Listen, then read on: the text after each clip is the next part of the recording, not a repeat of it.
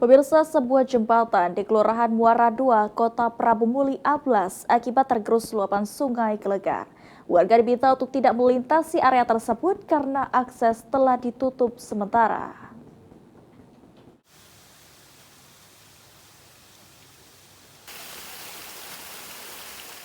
Hujan lebat yang mengguyur wilayah Kota Prabu Muli dalam beberapa hari terakhir menyebabkan debit air sungai Gelegar meningkat drastis. Akibatnya, pondasi sebuah jembatan penghubung di Kelurahan Muara II tergerus arus deras dan amblas. Peristiwa amblasnya jembatan di Jalan Tanggamus ini terjadi pada sore hari kemarin.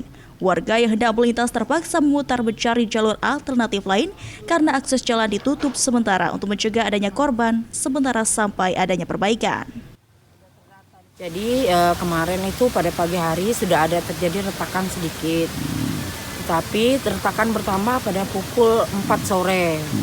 Nah, dan ternyata balok penyangga antara balok penahan penyangga jembatan itu sudah terpisah. Dan di bawah balok penyangga itu sudah menggantung, tidak ada lagi tahanan. Jadi sudah tergerus oleh arus air, debit air yang tinggi kemarin.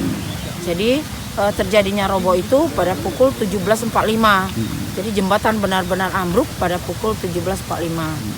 Ada korban saat itu ada korban dari kepolisian, itu adalah Babin Kamtibmas Kelurahan Muara II Induk dengan Bapak Topo dari TNI kalau nggak salah, Babinsa juga, tapi bukan Babinsa di daerah Muara II.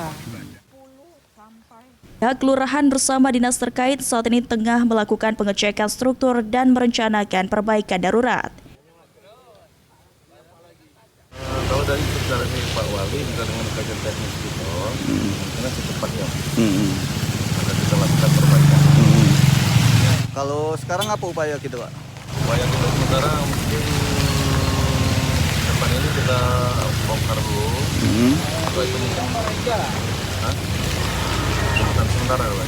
Kalau dananya dari mana itu, Pak? Mungkin kita koordinasi dengan BPKD, kita undang ini dana BPKD.